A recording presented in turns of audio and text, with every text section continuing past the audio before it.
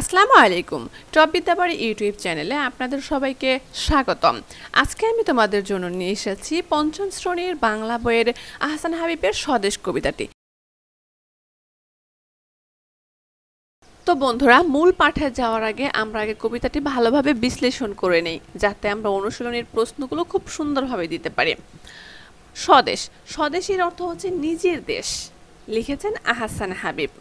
আহসান হাবীব তার দেশ, দেশের প্রকৃতি, দেশের মানুষের প্রতি ভালোবাসা সবকিছু নিয়েই কিন্তু তার দেশপ্রেমের কবিতাটাই তিনি লিখেছেন।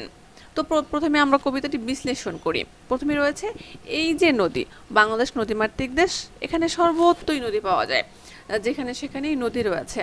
তো এই যে নদী, নদীর জোয়ার, অর্থাৎ নদীতে জোয়ার আসে আবার ভাটাও আসে, দুইটা নিয়েই কিন্তু নদীর রূপ। নৌকা সারে সারে, আমরা জানি যে নদীর চারপাশে বা নদীর দুই তীরে নৌকা সারে সারে বাঁধা থাকে। একলা বসে আপন মনে, অর্থাৎ বসে নদীর ধারে একটি ছেলে একা বসে আছে গাছের নিচে, বসে বসে সে তার আপন মনে ভাবতেছে। কি ভাবতেছে? যে নদী আছে, নদীর জোয়ার আছে, নৌকা সারে সারে বাঁধা আছে। এটাকে সে মনের ভিতরে একটা রং তুলির সাহায্যে এঁকে নিচ্ছে। এই ছবিটি চেনা, এই ছবিটি সে আর্ট করছে এবং বলতেছে যে এই ছবিটি তো আমার চেনা। তিনি নিজের ভিতরে কল্পনা করতেছে এগুলো, আর সে বাস্তবে মিলাইতেছে। সেই জন্য বলতেছে যে যে গাছ, তারপরে যে নদী আছে, দুই পাশে সারে সারে নৌকা আছে, তারপরে চর আছে, জোয়ার আছে, সেই জন্য এটা তার কাছে ছবির মতো মনে হয়েছে। সেজন্য বলছে এই ছবিটি চেনা। মনের মধ্যে যখন খুশি এই ছবিটি আঁকে, অর্থাৎ এটা তো আমার মনের ভিতরে আঁক করা হয়ে গেছে, যে আমি যে প্রকৃতিটা দেখতেছি এই প্রকৃতিটাই ঠিক আমার মনের ভিতরে আমি আর্ট করে রেখেছি। এক পাশে তার জারুল গাছে দুইটি হলুদ পাখি, নদীর দুই পাশে আবার গাছ আছে, এক পাশে দুইটা গাছ আছে, জারুল গাছ, আর জারুল গাছে দুইটা হলুদ রঙের পাখি বসে আছে। এমনি পাওয়া এই ছবিটি করিতে নয় কেনা, অর্থাৎ এই ছবিটি কিন্তু আমাকে টাকা দিয়ে কিনতে হয়নি, এই ছবি কিন্তু আমি এভাবেই পেয়েছি, কারণ এই ছবিটা আমি মনের ভিতরে আর্ট করছি। এখানে কোনো রং লাগে নাই, কোনো তুলি লাগে নাই, কোনো টাকা খরচ হয় নাই। করিতে মানে টাকা পয়সায়, এটা আমি টাকা পয়সা দিয়ে কিনি নাই। মাঠের পরে মাঠ চলেছে, আমরা জানি যে গ্রামে গঞ্জে মাঠের পরে মাঠ, বড় বড় বিশাল বিশাল মাঠ, সেজন্য বলছে মাঠের পরে মাঠ চলেছে, নেই যেন এর শেষ। মানে এত বড় মাঠ, এত বড় ক্ষেত, এত বড় চক, যে এর শেষ খুঁজে পাওয়া যায় না। নানা কাজের মানুষগুলো, অর্থাৎ এখানে মানুষগুলো কিন্তু নানান কাজে ব্যস্ত, যেমন জেলেরা মাছ ধরা নিয়ে ব্যস্ত, ক্ষেত খামারি যারা করে কৃষিকাজ করে তারা কিন্তু কৃষিকাজ নিয়ে ব্যস্ত, তারপরে তাঁতি তার কাপড় বুনন নিয়ে ব্যস্ত। গ্রামের নানা মানুষগুলো নানান কাজে ব্যস্ত আছে, নানান বেশ, তারা কিন্তু নানান বেশে আছে। মাঠের মানুষ মাঠে যায় আর হাটের মানুষ হাটে। এখানে মাঠের মানুষ মাঠে যায় মানে যারা মাঠে কাজ কাম করে, কৃষি কাজ করে, তারা মাঠের মানুষ মাঠে চলে যায়। আর হাটের মানুষ যারা বাজার সদাই করে, যে সবজিগুলো তারা বিক্রি করে, এমন হাটের মানুষ তারা হাটে চলে যায়। দেখে দেখে একটি ছেলের সারাটি দিন কাটে। এই ছেলেটি হচ্ছে ওই ছেলেটি, যে ছেলেটি তার মনের ভিতরে এই ছবিটি এঁকেছে। ওই ছেলেটি এই ছবিগুলো দেখে তার মনের ভিতরে একটা ছবি সে কল্পনা করছে, এবং মনের ভিতরে সেই কল্পনার ছবিটাকে বাস্তবের সাথে সে মেলাচ্ছে। এই ছেলেটির মুখ, অর্থাৎ এই যে ছেলেটির ছবি আর্ট করলো, এই ছেলেটির মুখ সারা দেশের সব ছেলেদের মুখেতে টুকটুক, অর্থাৎ এই ছেলেটির যে মুখের যে হাসি, মুখের যে গঠন, এটা কিন্তু সব ছেলেদের মুখেতে টুকটুক, মানে প্রত্যেকটা ছেলের মনের ভিতরেই কিন্তু এই ভালোবাসাটা রয়েছে। কে তুমি ভাই? এখানে কবি বলতেছে কে তুমি ভাই, প্রশ্ন করি যখন, মানে নিজে নিজেকে বলতেছে যে আমি যে এত ছবি আর্ট করতে পারতাছি, কে আমি? তখন নিজেই নিজেকে আবার অ্যান্সার করতেছে, ভালোবাসার শিল্পী আমি, যে আমি হচ্ছে একজন শিল্পী, যে শিল্পী রং তুলি ছাড়াই ছবি আর্ট করতে পারি। অর্থাৎ আমি আমার এই প্রকৃতিটাকে এই প্রকৃতিটাকে আমি আমার ভিতরে লালন করে একটা আর্ট করেছি। তো আর্ট যারা করে শিল্পী, ভালোবাসার শিল্পী আমি বলবো হেসে তখন।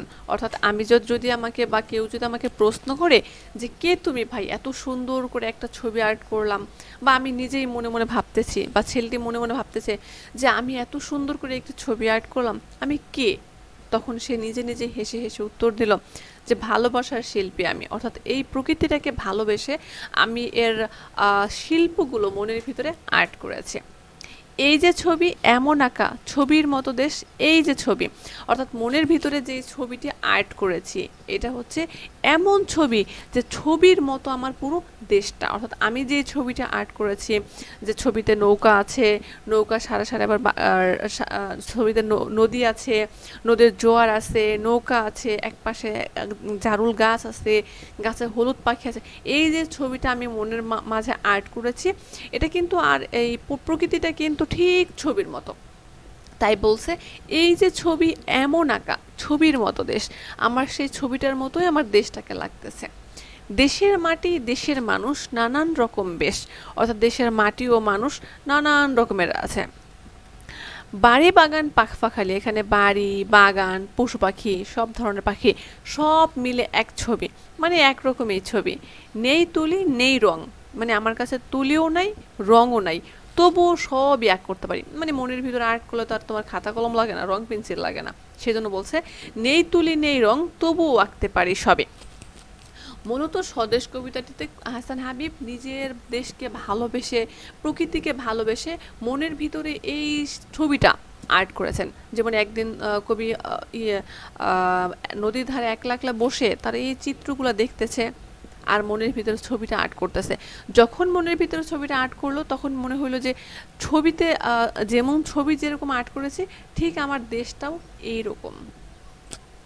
তো বন্ধুরা এই পর্যায়ে আমরা অনুশীলনীতে চলে যাই। আমাদের অনুশীলনীর প্রথমেই রয়েছে কবিতাটির মূল ভাব। তো বন্ধুরা চলো আমরা কবিতাটির মূল ভাব জেনে নিই, অর্থাৎ এই কবিতাটি কবি কোন প্রেক্ষাপটে লিখেছেন বা কিসের উপর ভিত্তি করে কবিতাটি লিখেছেন বা কোন কারণে লিখেছেন তার মূল ভাবটি আমরা জেনে নিই বা তার কারণটি আমরা জেনে নিই। বাংলাদেশ নদীমাতৃক দেশ, অর্থাৎ বাংলাদেশে কিন্তু অনেক নদ নদী রয়েছে, অর্থাৎ এদেশে সবখানে নদী দেখা যায়। স্বদেশ কবিতায় বাংলাদেশের প্রকৃতি ও মানুষের জীবনযাত্রার ছবি তুলে ধরা হয়েছে, অর্থাৎ স্বদেশ কবিতায় কিন্তু বাংলাদেশের যে প্রকৃতিটা রয়েছে প্রকৃতি আর মানুষের জীবনযাত্রা তুলে ধরা হয়েছে। একটি ছেলে সেই ছবি দেখছে ও তার মনের ভিতরে ধরে রাখছে। নদীর জোয়ার, নদীর তীরে নৌকা বেঁধে রাখা, গাছে গাছে পাখির কলকাকলি সবই ছেলেটির মনে নিজের দেশের জন্য মায়া মমতা ও ভালোবাসার অনুভূতি যোগাচ্ছে। তো বন্ধুরা স্বদেশ কবিতাটি কবি আহসান হাবীব নিজ দেশকে ভালোবেসে দেশের প্রকৃতি ও মানুষের জীবনযাত্রাকে তুলে ধরে বা জীবনযাত্রাকে ভালোবেসে তার মনের ভিতরে এই ছবিটা লালন করেছে এবং সেই ছবিটার প্রেক্ষাপটে কিন্তু কবিতাটি তিনি লিখেছেন। তো বন্ধুরা এবার চলে আসি আমরা 2 নম্বরে। 2 নম্বরে রয়েছে শব্দগুলো পাঠ থেকে খুঁজে বের করি এবং অর্থ বলি, অর্থাৎ এখানে যেই শব্দগুলো আছে যেমন করি, টুকটুকু টুকুটুকু, তারপর শিল্পী, পাখপাখালি, এই শব্দগুলো আমার স্বদেশ কবিতাটিতে দেওয়া আছে এবং এইগুলোর দ্বারা কি বোঝানো হয়েছে এই অর্থগুলো আমাদেরকে খুঁজে বের করতে হবে, লিখতে হবে। তো চলো বন্ধুরা আমরা 2 নম্বরের এই প্রশ্নের উত্তরটা আলোচনা করি। তো বন্ধুরা প্রথমেই রয়েছে করি। করি এর অর্থ হচ্ছে এক ধরনের ছোট সাদা ঝিনুক। আর টুকটুক, টুকটুকের অর্থ হচ্ছে গাঢ় সুন্দর। শিল্পী, শিল্পীর অর্থ হচ্ছে শিল্প কর্মচারী বা কারিগর। পাখপাখালি এর অর্থ নানা ধরনের পাখি। তো বন্ধুরা এবার দেখি আমরা 3 নম্বরে কি রয়েছে। 3 নম্বরে রয়েছে শূন্যস্থান পূরণ, অর্থাৎ এখানে কিছু শব্দ দেওয়া হয়েছে, এই শব্দগুলোকে খালি ঘরে অর্থাৎ এই নিচের এই শব্দগুলোকে এই শূন্যস্থানে বসিয়ে একটি অর্থপূর্ণ বাক্য তৈরি করতে হবে। তো চলো বন্ধুরা আমরা দেখে নেই। প্রথমে ক নম্বরে রয়েছে এদেশে আগে এখনকার মতো টাকা পয়সা ছিল না, লোকেরা কেনা বেচা করতো ঢ্যাস দিয়ে, কেনা বেচা করতো এই যে কড়ি দিয়ে। ক নম্বরে হবে কড়ি, অর্থাৎ লোকেরা কেনা বেচা করতো কড়ি দিয়ে। এবার আসি খ নম্বরে। খ নম্বরে রয়েছে মেলা থেকে বোনের জন্য ঢ্যাস একটা জামা কিনে আনবো, বোনের জন্য একটা টুকটুকে জামা কিনে আনবো, এখানে হবে খ নম্বরে টুকটুকে। এবার দেখি গ নম্বরে। গ নম্বরে রয়েছে জয়নুল আবেদিন ছিলেন একজন বড় মাপের ঢ্যাস, বড় মাপের শিল্পী। গ নম্বরে হবে বড় মাপের শিল্পী। এবার দেখি ঘ নাম্বারে।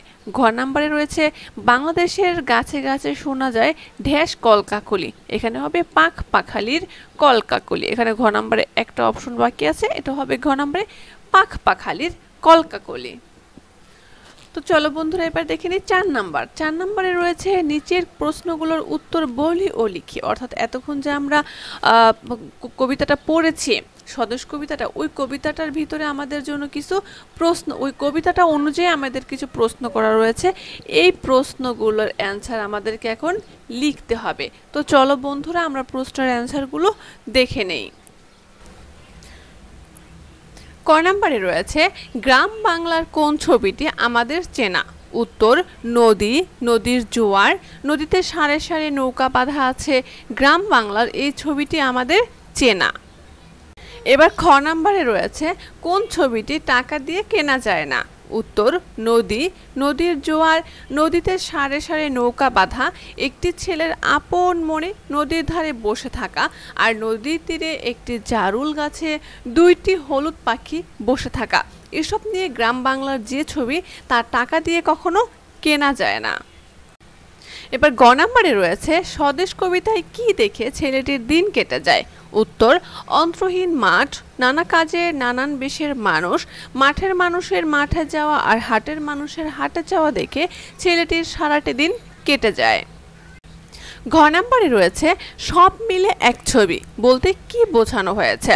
উত্তর প্রকৃতি ও জনজীবন নিয়ে আমাদের দেশের যে ছবি সেটিকে কবি সব মিলে এক ছবি বলেছেন। বাংলাদেশ নদীমাতৃক দেশ।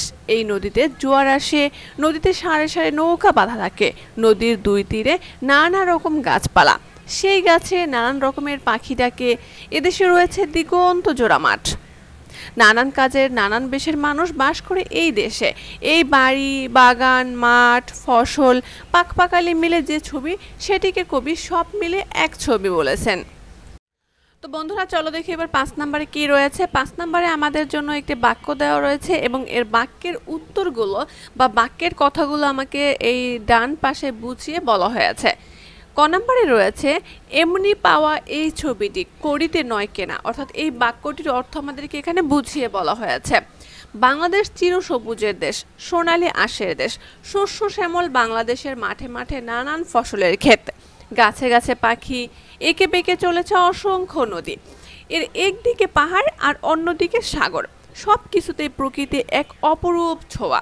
শিল্পী রং তুলি দিয়ে এই প্রকৃতির ছবি আঁকেন, কখনো কখনো তা বিক্রি হয়, অনেকে দিন কিনে নেয়, কিন্তু শান্ত শ্যামল প্রকৃতির এই মন জুড়ানো ছবি টাকা পয়সা দিয়ে কখনো কেনা যায় না। অর্থাৎ এই ছবিটি যে আমি পেয়েছি এটা এমনি পেয়েছি, এটা কোনো টাকা পয়সা দিয়ে আমি কিনিনি, এটা আমার মনের মধ্যে আমি আর্ট করেছি। এবার বন্ধুরা খ নম্বরে রয়েছে মাঠের পরে মাঠ চলেছে নেই যে এর শেষ। এই বাক্য দ্বারা বোঝানো হয়েছে সুজলা সুফলা শস্য শ্যামলা আমাদের এই বাংলাদেশ, মাঠে মাঠে ফসলের ক্ষেত, বাতাস বয়ে যায় তার উপর দিয়ে, মনে হয় নদীর ঢেউ মাঠে ছড়িয়ে পড়েছে, অবারিত খোলা সবুজ মাঠ, মাঝে মাঝে গ্রাম আবার মাঠ, গ্রামের মাঠের সাথে মিশে যায়, মনে হয় সব কিছু মাঠের উপাদান, মাঠের পরে মাঠ চলে গেছে, কোথাও শেষ হচ্ছে না। এবার গ নাম্বারে রয়েছে এই যে ছবি এমন আঁকা ছবির মতো দেশ, দেশের মাটি দেশের মানুষ নানান রকম বেশ। এই বাক্য দ্বারা বোঝানো হয়েছে নদী নালা পাহাড় সমুদ্র সব মিলে এদেশ ছবির মতো। এদেশের প্রতিটি ঋতু বৈচিত্র্যময়, বিভিন্ন ধরনের মানুষের দেশ এটা। প্রকৃতি মাঝে মাঝে রং বদলায়, যেমন ছবিতে নানান রং ব্যবহার করা হয়। এদেশের মানুষজনও নানান রকমের বেশভূষ পরেন, অর্থাৎ যেমন বাঙালিরা একরকম পোশাক পরে, চাকমারা একরকম পোশাক পরে, মারমারা একরকম পোশাক পরে, জাস্ট এটা সব মিলিয়ে সুন্দর এই দেশ।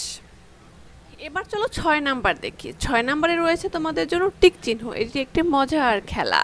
তো বন্ধুরা চলো আমরা এটি করি। এখানে একটি প্রশ্ন করা হয়েছে এবং নিচে 4টি অপশন দেওয়া রয়েছে। এই 4টি অপশনের ভিতরে কোনটি সঠিক তার উপর তোমাদেরকে টিক চিহ্ন দিতে হবে।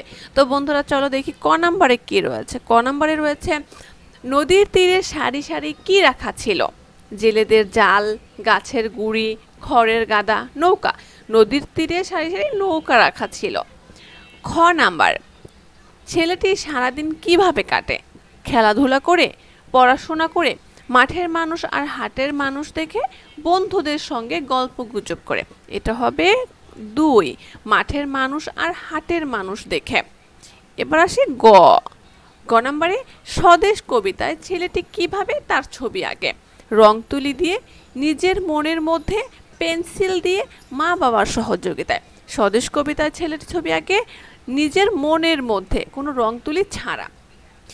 ঘ নম্বরে, স্বদেশ কবিতায় কবি বাংলাদেশের কোন ছবিটি তুলে ধরেছেন? বাংলাদেশের শহরের মানুষের ছবি, নদীর পাড়ের জেলেদের ছবি, বাংলাদেশের পাহাড়ি মানুষের ছবি, বাংলাদেশের প্রকৃতি ও মানুষের জীবনযাত্রার ছবি। এটা হবে 4, বাংলাদেশের প্রকৃতি ও মানুষের জীবনযাত্রার ছবি। এবার উইও নাম্বারে, এই ছেলেটির মুখ সারা দেশের সব ছেলেদের মুখেতে টুকটুক, কথাটি কি অর্থে বোঝানো হয়েছে? ছেলেটির মুখের রং, ছেলেটির মুখের গড়ন, ছেলেটির মুখের প্রতিচ্ছবি, ছেলেটির মুখের কথা। এটা হবে 3, ছেলেটির মুখের প্রতিচ্ছবি। তো বন্ধুরা, এই খেলাটি খুবই ভালো লাগে। বন্ধুরা, এবার আসি 7 নম্বরে। 7 নম্বরে রয়েছে শূন্য স্থান পূরণ, অর্থাৎ এখানে কবিতার কিছু অংশ দেওয়া রয়েছে আর কিছু অংশ দেওয়া নেই। এখানে আমাদের ফাঁকা জায়গায় নিজেদের মতো করে কিছু ছন্দ লিখে কবিতাটি লিখে আমাদের পূরণ করতে হবে। তো বন্ধুরা, প্রথম রয়েছে, এই যে ছবি ঢ্যাস আঁকা, এই যে ছবি এমন আঁকা, ঢ্যাস মতো দেশ, ছবির মতো দেশ, ঢ্যাস দেশের মানুষ নানান রকম বেশ। এখানে হবে দেশের মাটি, দেশের মানুষ নানান রকম বেশ, বাড়ি বাগান ঢ্যাস, বাড়ি বাগান পাখ পাখালি, সব মিলিয়ে এক ছবি, নেই ঢ্যাস নেই ঢ্যাস তবুও আঁকতে পারি ছবি, নেই তুলি নেই রং তবুও আঁকতে পারি সবই। তো বন্ধুরা, শূন্যস্থানটি কেমন লাগলো? এবার বন্ধুরা, 8 নম্বরে রয়েছে মজার একটি খেলা। এটি হচ্ছে, এখানে একটি ডান দিকে কিছু কবিতায় ব্যবহৃত কিছু বাক্য দেওয়া আছে এবং একটি খালি ঘর রাখা হয়েছে এবং এখানে 3টি অপশন দেওয়া রয়েছে। এই অপশনগুলোর ভিতরে কোনটি সঠিক তার উপর তোমাদেরকে টিক চিহ্ন দিতে হবে, বা এই শব্দটি শূন্যস্থানে এনে বসিয়ে তোমাদেরকে বাক্য রচনা করতে হবে। তো চলো বন্ধুরা, আমরা এই অপশনটি দেখে নেই। তো বন্ধুরা, ক নম্বরে রয়েছে, একলা বসে আপন মনে, বসে ঢ্যাস ধারে, বসে নদীর ধারে। খ নম্বরে, এমনই পাওয়া এই ছবিটি ঢ্যাস নয় কেনা, করিতে নয় কেনা। গ নম্বরে, এক পাশে তার জারুল গাছে, 2টি ঢ্যাস 2টি হলুদ পাখি। বন্ধুরা, এবার আসি আমরা 9 নম্বরে কর্ম অনুশীলনে, অর্থাৎ এখানে একটি বিষয় সম্পর্কে, যেমন প্রকৃতি আর জনজীবন সম্পর্কে যেমন স্বদেশ কবিতাটি লিখেছেন, তেমনি আমাদেরকে কিছু টপিক দেওয়া হবে। এই টপিকের উপর ডিপেন্ড করে আমাদের একটি রচনা লিখতে হবে। যেমন নিচের নির্দেশনা অনুযায়ী আমাদের দেশ সম্পর্কে একটি রচনা লিখে, যেমন আমাদের দেশের নাম, দেশের সীমারেখা, আয়তন, রাজধানী, বিভাগীয় শহর, প্রধান প্রধান নদ নদী, জনসংখ্যা ও ভাষা, জাতীয় প্রতীকসমূহ যেমন ফুল, ফল, মাছ, পশু, পাখি, প্রকৃতি ও পরিবেশ।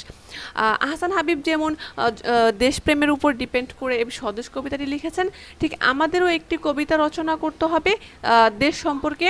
আর এখানে যে টপিকগুলো দেওয়া আছে, যেমন দেশের নাম হবে, দেশের সীমারেখা দিতে হবে, আয়তন দিতে হবে, রাজধানী সম্পর্কে লিখতে হবে, বিভাগীয় শহরগুলো লিখতে হবে, নদ নদী এখানে যেগুলো দেওয়া আছে, এবং জাতীয় প্রতীক, সব কিছু মিলিয়ে একটি রচনা লিখতে হবে। তারপরে রয়েছে কবি পরিচিতি, যে আহসান হাবিব সম্পর্কে কিছু বাক্য বা কিছু কথা বা তার জীবন চরিত্রটা এখানে উপস্থাপন করা হয়েছে। যেমন কবি আহসান হাবিব 2রা ফেব্রুয়ারি 1917 সালে পিরোজপুর জেলার শঙ্করপাশা গ্রামে জন্মগ্রহণ করেন। শিশু কিশোরদের জন্য তিনি প্রচুর ছড়া ও কবিতা লিখেছেন। তার কবিতার ছন্দ ও শব্দ সহজেই মন কাড়ে, কারণ তিনি খুব সুন্দর সহজ সরল বাক্যগুলো ব্যবহার করেছেন। কোনো জটিল শব্দ তিনি কখনো ব্যবহার করেননি। তিনি ছিলেন পেশায় সাংবাদিক। আহসান হাবিব শুধু লেখক ছিলেন না, সাংবাদিকও ছিলেন। তিনি দীর্ঘদিন নানা পত্রিকায় সাহিত্যের পাতায় সম্পাদকের দায়িত্ব পালন করেন। বৃষ্টি পড়ে টাপুর টুপুর, ছুটির দিন দুপুরে, তার শিশুতোষ কাব্যগ্রন্থ। 10 জুলাই 1985 সালে তিনি মৃত্যুবরণ করেন। এখানে মনে রাখতে হবে তার 2টি কাব্যগ্রন্থ, বৃষ্টি পড়ে টাপুর টুপুর এবং ছুটির দিন দুপুরে। তো বন্ধুরা, ভিডিওটি দেখার জন্য তোমাদেরকে ধন্যবাদ এবং আশা করি পরবর্তী ভিডিওটি দেখার জন্য আমাদের সাথেই থাকবে। ধন্যবাদ।